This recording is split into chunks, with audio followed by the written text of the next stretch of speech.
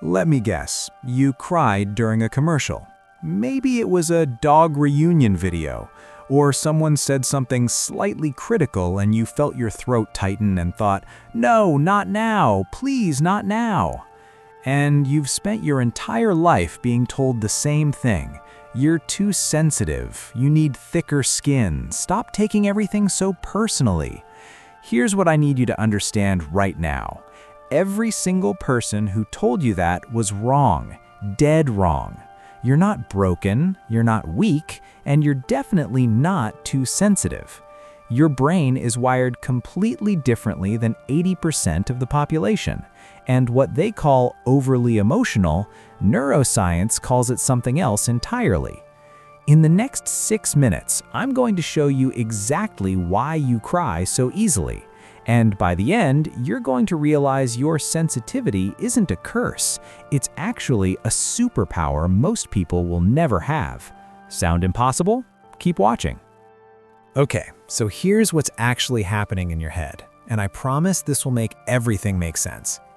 You know how most people can watch the news, see something terrible, and just move on with their day? They grab coffee, they scroll Instagram, they're fine. You can't do that. You see one story about an animal shelter and you're thinking about it for 3 days. You feel it in your chest. You carry it with you. That's not you being dramatic. That's your brain doing something called emotional contagion amplification. Dr. Elaine Aron from Stony Brook University has been studying this for 30 years. She identified that about 20% of people have what she calls a highly sensitive nervous system. But here's what that actually means in your day-to-day life. Your amygdala, that's the part of your brain that processes emotions, is hyperactive. It's like having a smoke detector that goes off when you burn toast, while everyone else's only triggers during an actual fire. But listen to this. A study from the University of California used brain imaging and found something incredible. When highly sensitive people look at photographs of human faces, their brains show significantly more activation in areas related to awareness, empathy, and sensory processing. You're not imagining that you feel more. Your brain is literally processing emotional information more deeply than other people's brains. Think of it this way. Most people have emotional processing on standard mode. You're running on ultra high definition. You're picking up micro expressions, tone shifts, energy changes that other people completely miss. That's why you knew your friend was upset before they said anything. That's why you can walk into a room and immediately feel the tension. You're not psychic, you're just noticing what's actually there. Now let's talk about why the tears come so easily, because this is where it gets really interesting. You've probably noticed that you don't just cry when you're sad, right? You cry when you're angry, you cry when you're frustrated, you cry when you're watching a movie and the character finally gets what they wanted. Here's why. Your nervous system has something called a narrow emotional bandwidth. And before you think that sounds bad, let me explain what that actually means. Dr. Ted Zeff, who researches high sensitivity, explains it like this. Imagine your emotions are water in a glass. For most people, that glass is huge. They can experience a lot of emotion before it overflows.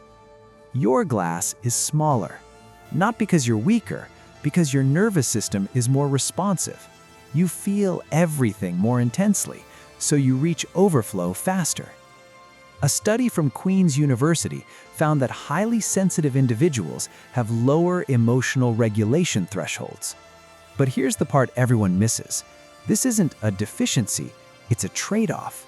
You overflow faster, yes, but you also experience beauty, joy, connection, and meaning at depths most people will never access.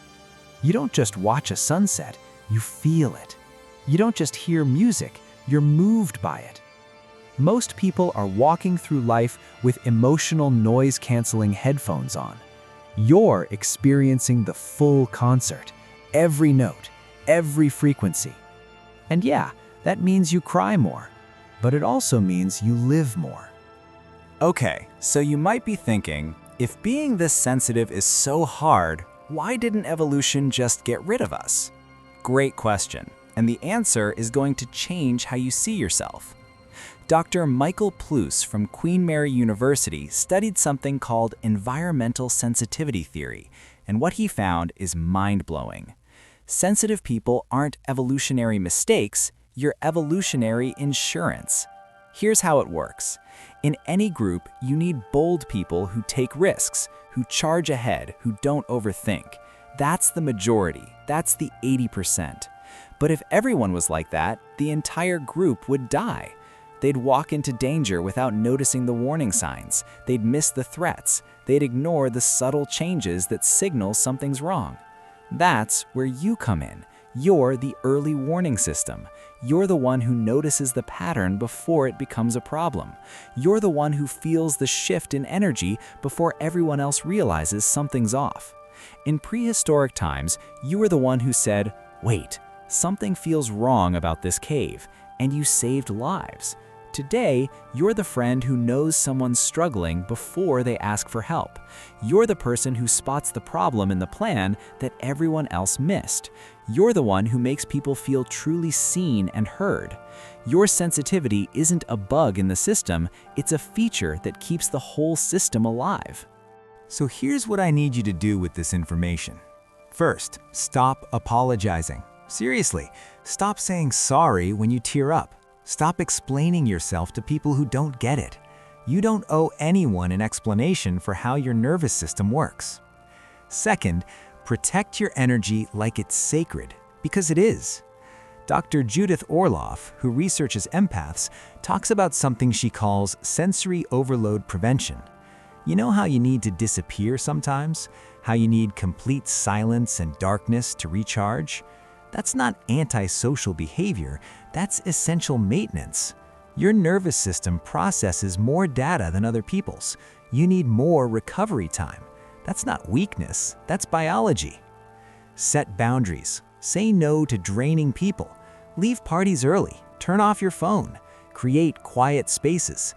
This isn't selfish, it's survival. And third, find your people, because here's the truth. Not everyone is going to understand you, and that's okay.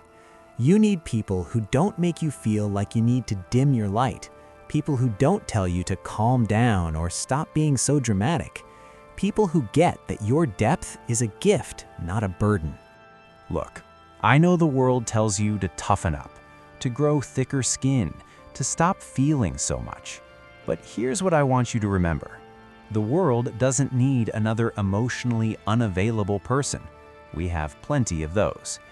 The world needs you, exactly as you are, feeling everything, noticing everything, caring about everything.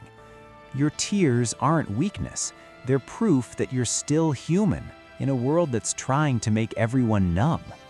So the next time someone tells you you're too sensitive, I want you to smile, because you know something they don't. You're not too much, you're exactly enough. Drop a comment if you've been told you're too sensitive your whole life. Tell me what triggered you most recently. Let's normalize feeling things deeply. And if you want more content that validates who you really are, hit subscribe, because we're just getting started. You're not alone, and you're not broken. You're just operating on a frequency most people can't access.